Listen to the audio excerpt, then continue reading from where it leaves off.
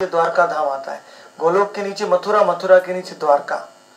तो इसलिए गोलोक धाम का मैनेजमेंट तो कृष्ण बलराम निताई गौर खुद करते हैं। ये नीचे द्वारका धाम का मैनेजमेंट के लिए चतुर्व्यूह प्रकट होता है। संकर्षण, अनिरुद्ध, प्रद्युम्न। संकर्षण भगवान बलराम का ही तो नाम, बलराम का ही विस्तार है और कृष्ण के विस्तार है वसुदेव, वासुदेव, वासुदेव।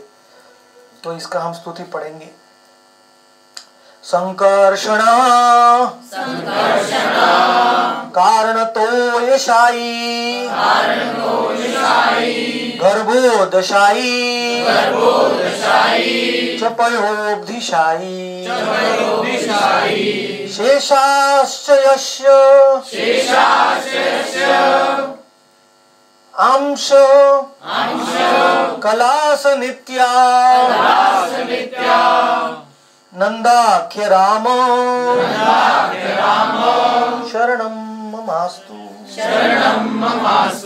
संकर्षण, अनिरुद्ध, प्रद्युम्न, वासुदेव में से नारायण निकलते हैं, 25 विष्णु निकलते हैं और उनमें से द्वितीय चतुर्व्यूह निकलता है। संकर्षण, अनिरुद्ध दूसरी बार ये 4 चतुर्व्यूह निकलता है और ये जो दूसरा चतुर्व्यूह है वो पूरे वैकुंठ लोगों का पालन पोषण करता है, क्योंकि द्वारका के नीचे अयोध्या, अयोध्या के नीचे वैकुंठ धाम है। तो ये जो दूसरी बार जो चतुर्व्यूह निकलता है वो पूरे वैकुंठ का पालन पोषण करता है। और जो पहले संकर्षण है जो डायरेक्ट बलराम जी से निकलते हैं, नित्यानंद से निकलते हैं, वो है मूल संकर्षण। और ये दूसरे चतुर्व्यूह में जो संकर्षण है उनको महासंकर्षण कहा। और इन महासंकर्षण में से आध्यात्मिक जगत का बॉर्डर आ जाता है। फिर महासंकर्षण में से इस भौतिक जगत बादलों की तरह जो 1/4 हिस्सा है भगवान की सृष्टि का, भौतिक जगत में महासंकर्षण महाविष्णु बन जाते। कारण दक्षाई विष्णु, पराशक्तियां जो है वो महासंकर्षण में से, परास्य शक्ति विविधई विष्णु, वो तो पूरा जो भगवान का धाम है, वैकुंठ, अयोध्या, द्वारका, मथुरा और गोलोक, ये जो पूरा धाम है यही भगवान की पराशक्ति से बनाया गया है। इसको चित शक्ति कहते हैं। और ये भौतिक जगत है वो अचित शक्ति, जहाँ अभी हम रह रहे हैं ये भगवान की अचित शक्ति है। और दोनों के बीच में जो जगह है उसको कहते हैं तटस्थ शक्ति। और दोनों के बीच में की जगह में महाविष्णु बैठते हैं और वही महाविष्णु नित्यानंद प्रभु के अंश के अंश के अंश के अंश है। तो सोच सकते हैं नित्यानंद प्रभु कितने महान होंगे। वो महाविष्णु जो भौतिक सृष्टि और आध्यात्मिक सृष्टि के बीच में बैठते हैं, वो जब सांस लेते हैं तो उनकी एक रोम में से एक ब्रह्मांड निकलता है। और हमारा ब्रह्मांड का डायमीटर 4 बिलियन माइल है कम से कम, हमारा सबसे छोटा ब्रह्मांड है। और उनके महाविष्णु के एक रोम में से ये ब्रह्मांड निकला है। बाकी सब ब्रह्मांड तो हमसे करोड़ों टाइम बड़े हैं, 10,000 टाइम बड़े, 20,000 टाइम बड़े। तो महाविष्णु का एक रोम कितना बड़ा होगा? एक रोम। तो महाविष्णु कितने बड़े होंगे? इसलिए तो उनको कहा गया महाविष्णु। एक सृष्टि तो नहीं हुई, इसका मतलब अनंत हुई। ये वैज्ञानिक लोग कहते हैं सब कुछ बिग बैंग में से आया। क्या बैंग? Big bang. लेकिन वो बिग बैंग में का एक कण, स्मॉल कण था, उसका बिग बैंग हो गया। मतलब एक कण में से सब कुछ आया। वैज्ञानिक लोग कहते हैं हमारा ब्रह्मांड भी सब फास्ट आगे बढ़ रहा है। एक मतलब एक कण से आके दूर दूर एक्सपांड कर रहा है। तो वो एक कण अगर आप खोज लगाएंगे, ढूंढते ढूंढते ढूंढते ढूंढते जाएंगे, वो एक कण तक पहुंचेंगे। वो एक कण है महाविष्णु का रोम। ये महाविष्णु का जो रोम है वही वो कण है जो वेदों में कहा है कि वो रोम, उस रोम में से ब्रह्मांड आया है। तो वैज्ञानिक लोग ज्यादा से ज्यादा वो रोम तक पहुंच सकते हैं, उससे ज्यादा लूज हो गया लगता है। हाँ सॉरी, निकल गया। रोम में से आया है। तो वही महाविष्णु नित्यानंद प्रभु से संकर्षण, संकर्षण से नारायण, नारायण से द्वितीय संकर्षण और द्वितीय संकर्षण से महाविष्णु निकलते हैं। तो क्या नित्यानंद प्रभु को विष्णु बोल के उनकी महिमा होगी? नहीं। वो विष्णु के स्रोत है, विष्णु नहीं है। परास्य शक्ति विविधई। लोग राम नवमी को मनाते हैं, जन्म कई कई तिथियां मनाते हैं भगवान के सब अवतार, लेकिन मुझे बहुत दुख होता है नित्यानंद त्रयोदशी को कोई नहीं जानता। आज नित्यानंद जयंती है, कैलेंडर में भी नहीं लिखा है। गौरांग महाप्रभु का जन्म भी लोग होली मनाते हैं, लेकिन भगवान का जन्म नहीं मनाते। लट्ठा मार होली होती है बरसाने में, गाँव नहीं बरसाने में नहीं, लठ मार बसंत पंचमी को पहला रंग लगता है ना। तो भगवान का जन्म भी समय हुआ। इन तिथि बहुत कलयुग की गुप्त तिथियां हैं, कलयुग को पवित्र करने वाली तिथि है नित्यानंद त्रयोदशी और गौर पूर्णिमा और अद्वैत सप्तमी। कृष्ण भगवान का ही चला आ रहा है ना नाम, इसलिए नित्यानंद और ये नाम को कोई मानने को तैयार नहीं सर, अभी भी राधा कृष्ण। ऐसे वेदों में कहा जाता है कि कोई भी भगवान जब आके चले जाते हैं, उनके 5, 10, 20 हजार साल के बाद लोग उनको समझने लगते हैं। अभी कृष्ण चले गए, 5000 साल हो गए, अभी भागवत की कथाएं चालू हो रही हैं, अभी लोग बांके बिहारी के पास आ रहे हैं। जब कृष्ण थे तब कोई नहीं था, उनके जाने के बाद धीरे धीरे। लेकिन प्रॉब्लम ये है कि कलयुग में ये सोने का युग और 5-7 हजार साल ही चलने वाला है, मतलब उसके बाद तो घोर अंधकार का युग आएगा, सब चंडाल बन जाएंगे। तो इस 4-5 हजार साल में जिसको जानना है नित्यानंद को और गौरांग को जान पाएगा। उसके बाद एक वर्णा भविष्यन्तु। उत्तर भारत में जो है इनको कम जाना जाता है, दक्षिण भारत में इसलिए तो मैं आ गया हूँ उत्तर भारत।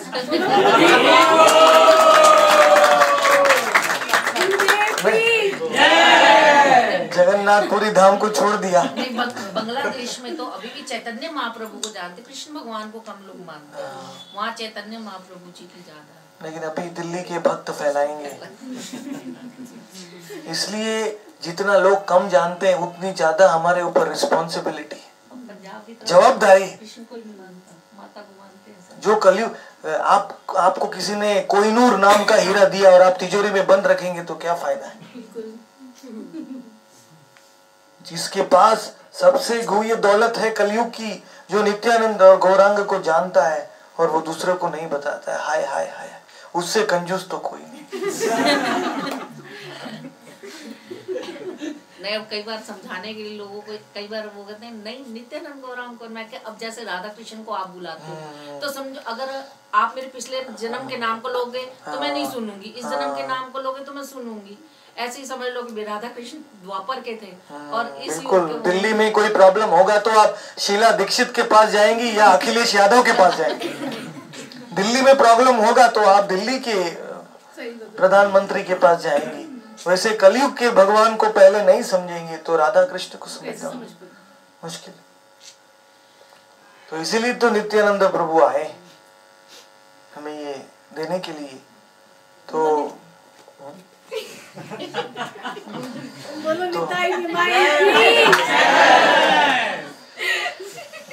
नित्यानंद प्रभु की कृपा से पूरा धाम है वो छोटा होता है बड़ा होता है। नित्यानंद प्रभु बलदेव जी वो भगवान कृष्ण की संधिनी शक्ति है। संवित शक्ति होती है ज्ञान, जो संवित शक्ति, जो सत चित और आनंद का नाम सुना होगा, सत चित और आनंद। तो सत शक्ति है भगवान की। भगवान का शरीर ही सच्चिदानंद से बनाया गया है, हड्डी पसली मलमूत्र का नहीं है, सच्चित और आनंद। तो सत जो है वो है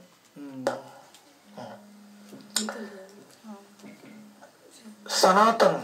सत मतलब हमेशा जो रहता है, कभी ना अटल रहता है, नाश नहीं होता है, वो भगवान का धाम। सॉरी नहीं निकल।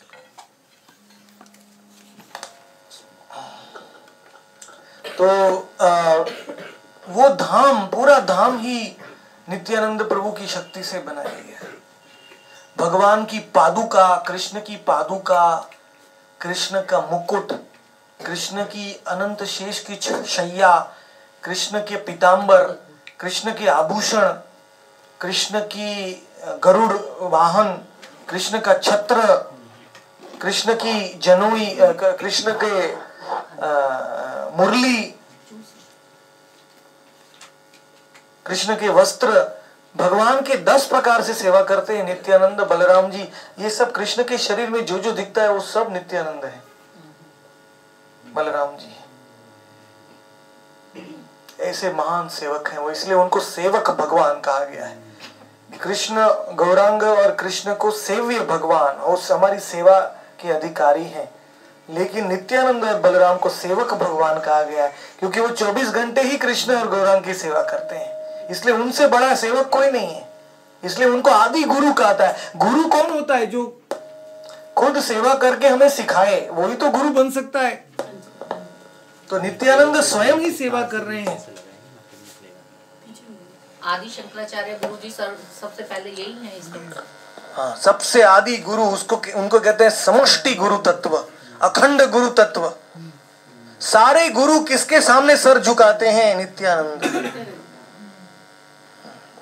उनके सामने सर झुकाते हैं। सब गुरु किसका आदेश दोहराते हैं? नित्यानंद। नित्यानंद के गुरु के से इस गुरु परंपरा चलते आती है। हमारी परंपरा में नित्यानंद प्रभु माधवेंद्रपुरी के शिष्य बने, 21 नंबर में आए। कृष्ण भगवान से जो ब्रह्म मध्व परंपरा चल रही है उसमें 20 नंबर में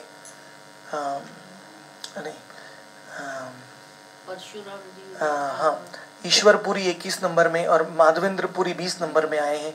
और माधवेंद्रपुरी के शिष्य बने नित्यानंद प्रभु और ईश्वरपुरी के शिष्य बने गौरांग महाप्रभु 22 नंबर में, और अभी 38 नंबर चल रहा है ब्रह्म मध्व गौड़ीय परंपरा का।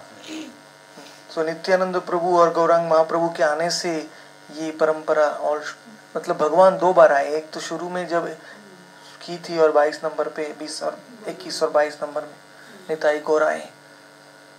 तो इस प्रकार से ये नित्यानंद की महिमा तो केवल कृष्णदास कविराज ही बता सकते हैं, उन्होंने ये श्लोक लिखे हैं। अभी ये 5 भौतिक जगत में नित्यानंद के 5 स्वरूप हैं, जो विष्णु दोनों जगत के बीच में बैठते हैं, जिनके रोम रोम में से ब्रह्मांड आते हैं, और दूसरा विष्णु है जो हर एक ब्रह्मांड के बीच, ब्रह्मांड के अंदर प्रवेश करके वो विष्णु सो जाते हैं और अपने पसीने से आधा ब्रह्मांड भर देते हैं। उनकी नाभि में से कमल का फूल निकलता है और नाभि की डंडी में से 14 भुवन प्रकट होते हैं। वो विष्णु का नाम है गर्भोदक्षाई विष्णु।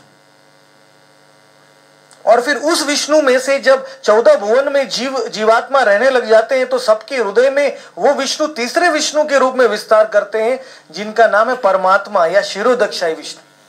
तो ये तीनों विष्णु नित्यानंद प्रभु के विस्तार हैं भौतिक जगत में, जो इस श्लोक में बताया गया है। अभी भौतिक जगत का वर्णन करने के बाद अभी वैकुंठ का वर्णन कर रहे हैं। मायातीते व्यापी वैकुंठ लोके पूर्णैश्वर्ये श्री चतुर्व्यूह मध्ये रूपम यशोद्भाति संकर्षणाख्यम तम श्री नित्यानंद रामं प्रपद्ये। चतुर्व्यूह के रूप में विस्तार करते हैं वैकुंठ में, और उसके बाद में भूमि का विस्तार करते हैं। जैसे कि ये ब्रज भूमि है, वो भी नित्यानंद बलराम है। जब राधा कृष्ण को मिलना होता है तो ये कमल बंद हो जाता है, तो राधा और कृष्ण को बहुत कम समय में एक दूसरे को मिल सकते हैं। जैसे अभी आप देखेंगे नंदगांव से राधा कुंड गोवर्धन आना वो कितना किलोमीटर है? कम 17 किलोमीटर होगा, लगभग 15-17 किलोमीटर। लेकिन भगवान जब गायों को चरा के सुबह निकलते हैं राधा कुंड आने के लिए तो पूरा धाम बंद हो जाता है। कोसी से 27 और बरसाना से 17। बहुत ही जल्दी पहुंच जाते भगवान। तो वो जो धाम बंद और खुलने वाला जो धाम है वही नित्यानंद है, संधिनी शक्ति। भगवान कृष्ण की 3 शक्ति है। संधिनी शक्ति नित्यानंद बलराम है, उनकी संवित यानी ज्ञान चित्त की शक्ति है स्वयं कृष्ण ही है, और आनंद की शक्ति राधा रानी है।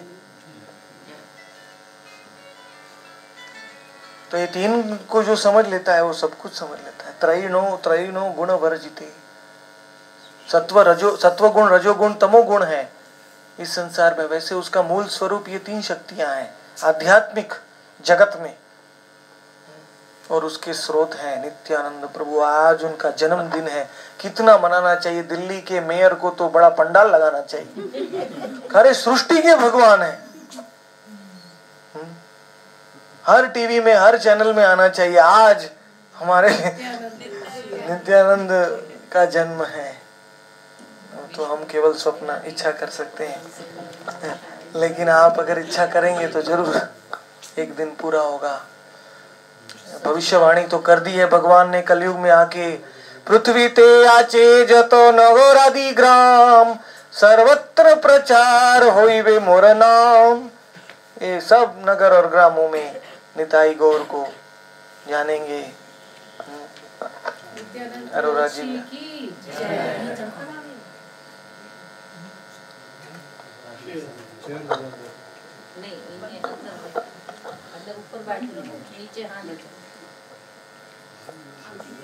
नित्यानंद प्रभु का जन्म है, अरोरा जी भी कोर्ट में आ गए। धूमधाम से मनाना चाहिए। तो नित्यानंद प्रभु के चरण कमल हैं, इसमें आप चिन्ह देख सकते हैं। उनके चरण कमलों में उनके दाएं चरण में शंख का चिन्ह है। जो नित्यानंद प्रभु के दाएं चरण का ध्यान करता है शंख का, उसको संसार के तीनों तापों से ठंडक मिलती है। ठंडा किसको होना है? अभी तो ठंडी चल रही है। देखो तीनों तापों से ठंडा होना है तो नित्यानंद के दाहिने चरण का ध्यान करना चाहिए। और अपने जीवन की बाधाओं को कौन काटना चाहता है, उसको भगवान के दाहिने चरण के सुदर्शन चक्र का ध्यान करना चाहिए। भगवान के चरण में, दाहिने चरण में सुदर्शन चक्र है। और अपने हृदय को कोमल, हमारा हृदय बहुत कठोर हो चुका है, कई जन्म जन्मांतर से हमें उपदेश मिला है, लेकिन हम यहाँ से सुन के यहाँ कर देते हैं, हमारे हृदय में प्रवेश नहीं करता है। क्योंकि हृदय पत्थर जैसा है, तो बीज बोएंगे कैसे? अगर हृदय पत्थर जैसा है, बंजर भूमि है, तो बंजर भूमि को उपजाऊ कौन बनाएगा? लव्या बनाएगी, लेकिन नित्यानंद प्रभु का ध्यान करके बनाएगी।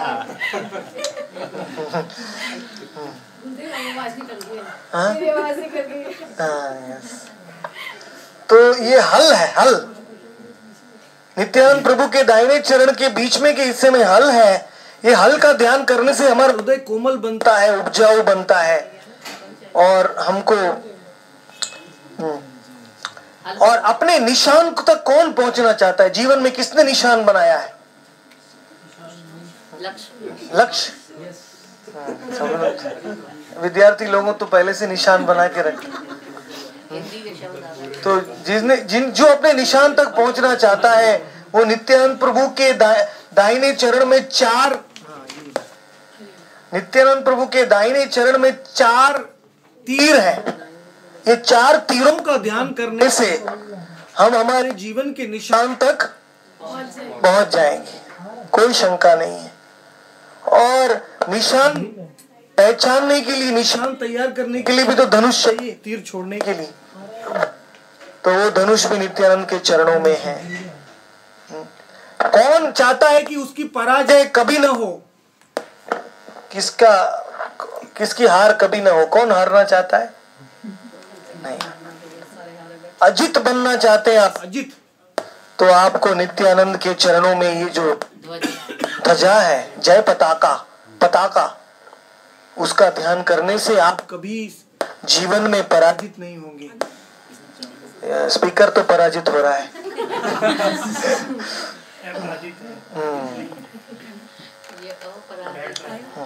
ठीक है।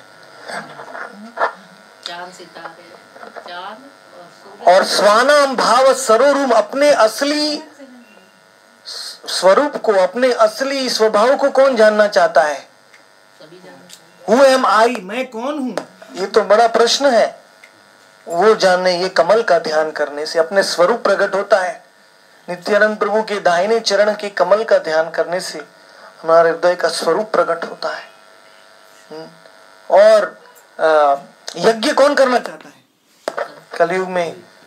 उसके लिए हजारों गाय चाहिए दान देने के लिए, सोने का कुंड चाहिए, लेकिन वही यज्ञ नित्यानंद प्रभु के चरण में रत्न वेदी का ध्यान करने से यज्ञ का रत्न वेदी। हाँ, और संसार की गर्माहट से पंखा देते हैं नित्यानंद प्रभु के चरण कमल, इसलिए ये पंखा है। और अर्ध चंद्रमा है नित्यानंद प्रभु के, क्योंकि भगवान का जो वक्षस्थल है वो आधे चंद्रमा की तरह है स्वायर में प्रभु। तो इसलिए नित्यानंद त्रयोदशी में स्पीकर को भी भाव नहीं आएगा तो क्या होगा? जैसे हमारा गला रूंध जाता है वैसे स्पीकर भी बार बार उसका गला रूंध रहा है जब भाव आता है। हरि बोल। आप कुछ नहीं कर सकते, जब उसको भाव आता है तो क्या? हरि बोल। थोड़ा सा थोड़ाने से हरि बोल। गरम हो गया, गरम हो, गरम हो गया। तो थोड़ा सा चरण के बाजू में आ जाएगा। हरि बोल, हरि बोल। हाँ, अब ठीक है ना? हाँ, चरण के बाजू में। आदि भौतिक, आदि दैविक और आध्यात्मिक तीन क्लेश होते हैं। जो हमारा मन बुद्धि हमको दुख देता है उसको आध्यात्मिक के क्लेश कहते हैं। जो हमारा दूसरे जीव हमको दुख देते हैं उसको आदि भौतिक क्लेश कहते हैं। और जो देवता लोग हमके दुख देते हैं, पानी वर्षा नहीं देते, उसको आदि दैविक क्लेश कहते हैं। वो तीनों दुखों से जो बचना चाहता है वो नित्यानंद प्रभु के बाएं चरण के ऊपर ध्यान करने से ये छाता की तरह तीनों दुखों से हमें सुरक्षा मिलती है। हाथी है, हाथी के ऊपर माहुत चढ़ता है और हाथी को चलाता है सही दिशा में। वैसे हमारा मन बहुत ही चंचल है, मन को नियंत्रण में लाने के लिए खड़क है नित्यानंद प्रभु के बाएं चरण में। इसका ध्यान करने से हमारा मन नियंत्रण में आता है।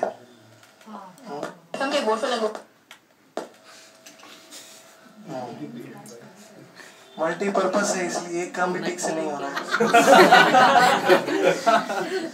ये मन की गति से चल रहा है। ये आदि दैविक, आदि भौतिक, आध्यात्मिक क्लेश है। कोई चीज ना लूज हो गई। हरि बोल, हरि बोल, हरि बोल। लड़ाई लड़ रहे थे, ऐसा क्यों? हरि बोल, हरि बोल, हरि बोल। क्योंकि आने वाले 4 दिन मुझे कंटिन्यूस कथा कहनी है। जगन्नाथपुरी में रशिया और लाटविया और ऑस्ट्रिया, जर्मनी आदि से भक्त आने वाले हैं, तो 4 दिन उनके साथ पुरी में। हरि बोल, हरि बोल। तो पुष्प सुमन है, पुष्प का पौधा है नित्यानंद प्रभु के चरण में। तो मेरे पास एक है ना, उसमें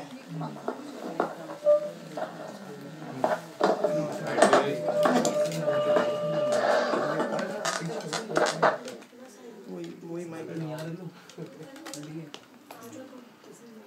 बैकअप सोल्यूशन भी है।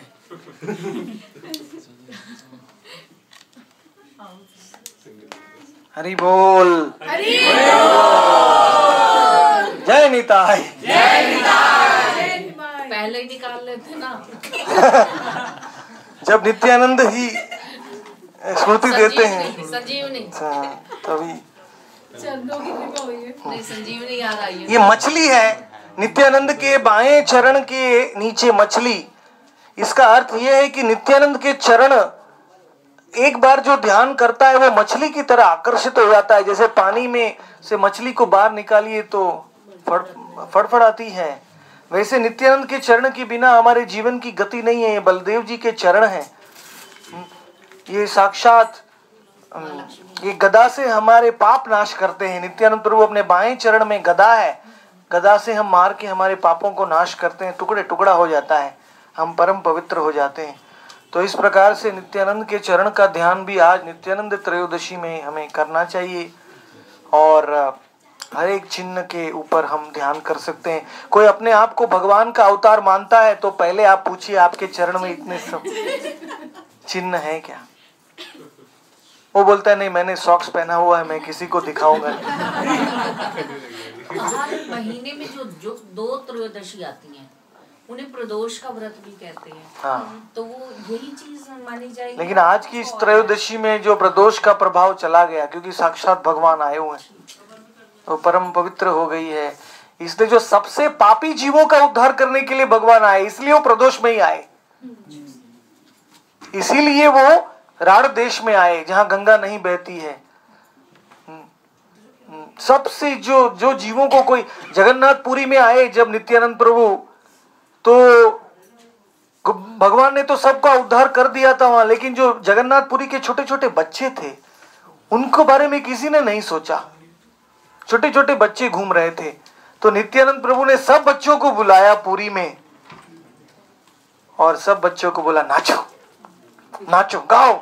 तो सब बच्चे नाचने लगे और वो सब बच्चों को ऐसा प्रेम आ गया कि एक बच्चे ने तो एक पेड़ तोड़ के, एक पेड़ को उखाड़ के वो उठा दिया, बोला नित्यानंद। और एक बेटा है वो पेड़ के ऊपर चला के नीचे से खुद ही लगाता है, उसको कुछ नहीं हुआ, हवा में उड़ रहा है वो, नित्यानंद। सब लोग देख के आश्चर्य हो गए, ये छोटे छोटे बच्चों को हनुमान से भी ज्यादा शक्ति मिल गई। वो स्थान अभी भी जगन्नाथपुरी में है। आप जून में आएंगे, जुलाई में, तो आपको दिखेंगे। वो है झांझपीटा मठ। वो इतने बड़े करताल पीटे जाते हैं वहां, झांझपीटा। वहां का कीर्तन पूरे पुरी में सुनाई देता है, क्योंकि वहां नित्यानंद प्रभु ने बच्चों का उद्धार किया था। छोटे छोटे बच्चों का उद्धार किया था। किस किस का उद्धार नहीं करेंगे नित्यानंद प्रभु? जो जगाई और मधाई, जिनकी परछाई, छोटे बच्चे सचमुच में आज नित्यानंद प्रभु यहाँ आए हुए हैं।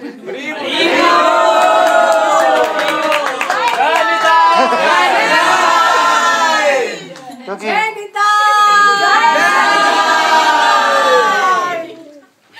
और हम सबको भी बच्चे ही बन जाना चाहिए।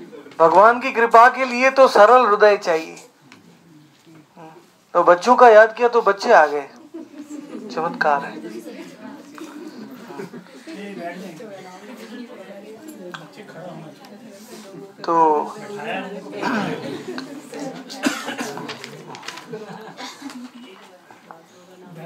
तो अभी समय 7 बज गए हैं, सबको जाना है अपने अपने घरों में। मैं तो नित्यानंद प्रभु की कथा पूरी रात भर कह सकता हूँ, लेकिन तो इसलिए हमने कीर्तन नहीं किया है। हम थोड़ा कीर्तन करेंगे नित्यानंद प्रभु के नाम का। और एक ग्रंथ है नित्यानंद चरितामृत, वो आप सब पढ़ सकते हैं, हमारे निताई वेदा में है। हिंदी में उसका अनुवाद नहीं हुआ है। नित्यानंद चरितामृत में मैं संक्षिप्त में उनके जन्म से लेके अंत की लीलाओं का वर्णन है।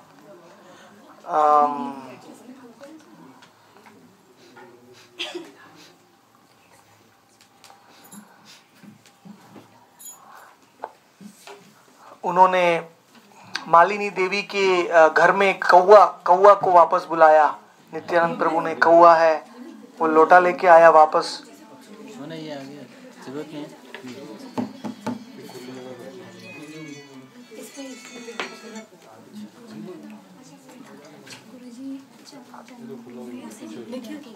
ओके, आपको ये मिला है ना?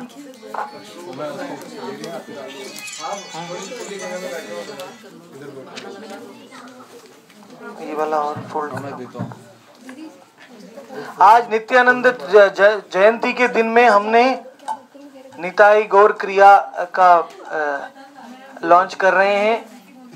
ये निताई गौर क्रिया तीन प्रकार की है, 1 2 3। यहाँ तो नाम आदि कांटेक्ट है। निताई गौर क्रिया 3 प्रकार से है। पहले नीचे निताई गौर क्रिया का पहला प्रकार ये है कि रोज भगवान का तुलसी माला के ऊपर जप करना। कौन करता है रोज? नीम की माला पे करते हैं, तुलसी माला पे कीजिए। दीक्षा नहीं हुई है तो भी मैं लाया हूँ तुलसी माला। तुलसी माला पे जप करने से 1000 टाइम शक्ति बढ़ जाती है भगवान के नाम की। तो भगवान के नित्यानंद, गौरांग और हरे कृष्ण कृष्ण कृष्ण हरे हरे, हरे राम राम राम हरे हरे, 3 मंत्र हैं कलयुग में।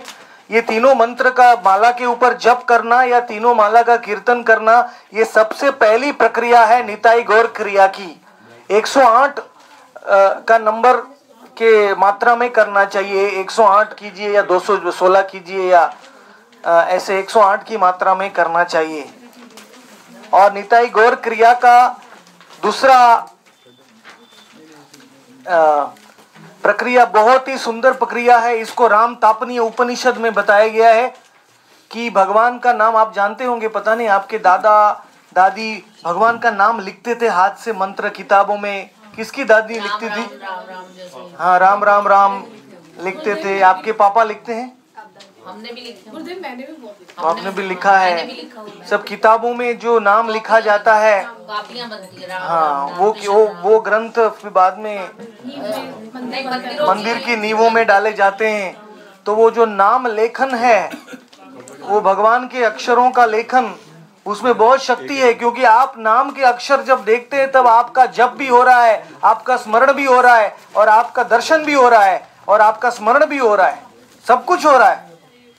तो इसलिए दूसरी प्रकार की क्रिया है निताई गौर क्रिया में ये लेखन क्रिया। पहले है जप और कीर्तन क्रिया, दूसरी है लेखन क्रिया। ये लेखन में आपको केवल ये नाम आकाश में लिखने हैं, या आप किधर भी बैठे हुए निताई गौर लिख सकते। हाँ, निताई गौर कैसे लिखना है वो भी हमने नंबर से समझाया है। संस्कृत में लिखने की भी पद्धति होती है। पहले न आएगा, फिर न, दूसरे नंबर में न की डंडी आएगी, फिर तीसरे नंबर में ये ई ऊपर से यहाँ तक जाएगा, फिर चौथे नंबर में लाइन ऐसे आएगा, फिर 5वें नंबर में त आएगा, फिर ये लाइन आएगी 6ठे नंबर में, 7वें नंबर में ता की दूसरी लाइन आएगी, फिर 8वें नंबर में ऐसी ऊपर की लाइन जाएगी, फिर ई में ये 9वें नंबर में ई आएगा, और फिर 10वें नंबर में ई के ऊपर की लाइन जाएगी। तो ये 10 बार लिखने से आप निताई लिख सकते हैं। निताई ये मंत्र नित्यानंद मंत्र का ही छोटा फॉर्म है। ये निताई नाम रोहिणी भगवान की माँ को बहुत प्रिय था। निताई निताई निताई बोल के भगवान ने, माता पिता ने अपने प्राण छोड़ दिए थे। इतना रसिकमय नाम है ये निताई। निताई मतलब मेरे सब पाप ले लो, मुझे प्रेम दे दो। और बाद में ये ग है गोविंद का और र है राधा का। गोविंद और राधा जब एक होते हैं तो वो गौरांग गौर बनते हैं। तो ये मंत्र की भी बहुत आसान है। ग के पहला 1 नंबर यहाँ होगा, दूसरा यहाँ, तीसरा उसके ऊपर, तीसरा नीचे, और चौथा यहाँ, 5वां यहाँ, और छठा फिर लाइन होगा। और र में तो केवल 2 ही हैं, एक र है और उसके ऊपर की लाइन है। तो ये 7 बार आपको, ये 9-10 बार है, और ये 8 बार में लेखन है। तो ये तो आप सबको पता होगा। खाली जो देश विदेशी लोग हैं जो संस्कृत लिखना नहीं जानते हैं, उनके लिए हमने एरो के साथ समझाया है। पर ये आप कलम से कागज के ऊपर लिख सकते हैं, या आप उंगली से किसी भी वस्तु के ऊपर लिख सकते हैं, या आपको केवल आंख खुली रख के भी आप मन में ही लिख सकते हैं। आप सोच सकते हैं कि मैं लिख रहा हूँ निताई और गौर, या आप ये अक्षरों को सामने रख के केवल इनके ओर देख भी सकते हैं। कि किसी भी तरह आप ये लेखन क्रिया कर सकते हैं कि ये अक्षर, इनको नाम ब्रह्म कहा गया है। अक्षर ब्रह्म, ये नाम के अक्षर में खिड़की है भगवान की लीला देखने के लिए। The syllable windows to see God. अक्षर, नाम के अक्षर ये खिड़की है भगवान को देखने के लिए। अक्षर कोई साधारण नहीं है। तो ये दूसरी क्रिया है। और तीसरी क्रिया श्वास क्रिया है। ये क्रिया सबके लिए है, क्योंकि हम दिन में कितनी बार सांस लेते हैं?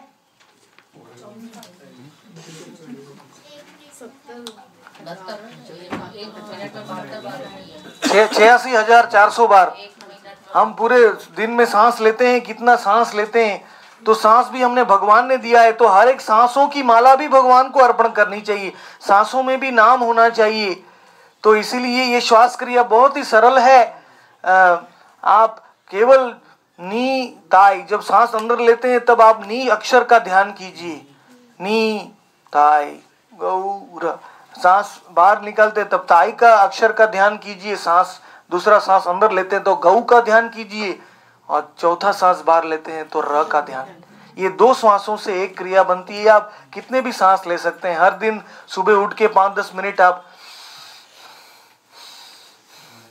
ऐसा भी सांस लेंगे, आपकी मेमोरी पावर भी बढ़ेगा, आपकी ध्यान शक्ति भी बढ़ेगी, आपके दिमाग के मस्तिष्क भी खुल जाएंगे, और भगवान का नाम आपके अंदर आ जाएगा। नाम बाहर चला जाएगा तो संसार पवित्र हो जाएगा ना, भगवान का नाम अंदर चला जाएगा तो आपका शरीर पवित्र हो जाएगा। तो सांस के साथ भी आप भगवान का ध्यान कर सकते हैं। तो ये तीनों, ये 10 साल से मैं जो ध्यान कर रहा था, मैंने 10 साल के बाद ये फाइनली लिखित रूप में रखा है, क्योंकि मैंने सोचा कि पहले इसका साक्षात्कार मैं कर लूं, फिर मैं हमारे भक्तों को मैं दे सकता हूं। इसलिए इसको कोई साधारण मत मानिए। ये तीनों में सब कुछ आ गया है। भगवान का नाम कलयुग में कैसे लेना, ये निताई गौर क्रिया में आ गया है। धन्यवाद। नित्यानंद प्रभु की जय। ये कलर में भी जो बाद में दिए जाएंगे, आपको ब्लैक एंड व्हाइट में मिला है, लेकिन नित्यानंद जयंती में कलर होना चाहिए। नित्यानंद प्रभु की कृपा तो बरसती है, खाली बूंद बूंद में नहीं आती है, तो इसलिए आपको कलर में भी दिया जाएगा। तो अभी हम कीर्तन करेंगे, और फिर आज नित्यानंद लीला का अंत नहीं होगा, नित्यानंद की लीला शुरू हो गई है। तो पूरी रात भर ही नित्यानंद का चिंतन कीजिए। और आज एकादशी का हम उपवास करते हैं, क्योंकि आज अन्न के दाने में पाप पुरुष आ जाता है। जो भी दिन भगवान का जन्म होता है, उस दिन में अन्न के दानों में पाप पुरुष आ जाता है। इसलिए आज हमने एकादशी का उपवास जो नहीं किए हैं, वो अगले साल से कर सकते हैं। सब पाप आपके भस्म हो जाएंगे आज के दिन एकादशी का उपवास करने से, क्योंकि जो गोलोक के नायक हैं उनका जन्मदिन है। तो यहाँ हम एकादशी का उपवास करेंगे। आप बोलेंगे ये भगवान का जन्म होता है तो मुझे उपवास क्यों करना पड़ता है? मुझे तो केक मिलनी चाहिए। तो केक मिलेगी, लेकिन आपको कल सुबह मिलेगी। कल सुबह होता है वो अड़ाई और पद्मावती का उत्सव होगा कल। एक चक्र धाम में नित्यानंद का जन्म हुआ, तो दूसरे दिन सुबह उत्सव मनाया था, 56 भोग। नित्यानंद प्रभु का जन्म किस टाइम हुआ है? नित्यानंद प्रभु का जन्म संध्या के टाइम में, दोनों गौर और निताई। बिल्कुल संध्या का टाइम हो चुका है। नित्यानंद नाम की तो संध्या के टाइम में हम कीर्तन करके भगवान को बुलाएंगे। हमारे हृदय में जन्म होना चाहिए, ये सबसे महत्व की बात है। हमारे हृदय में भगवान का जन्म हमें कराना चाहिए, क्योंकि जब हमारे हृदय में भगवान का जन्म होगा तो हम प्रतिक्षण भगवान को याद करेंगे। कभी हर क्षण हम उत्सव मनाएंगे। तो हृदय में हमें भगवान का जन्म मनाना है, इसके लिए कीर्तन हम करेंगे नित्यानंद प्रभु के आनंद के लिए, प्रीति के लिए।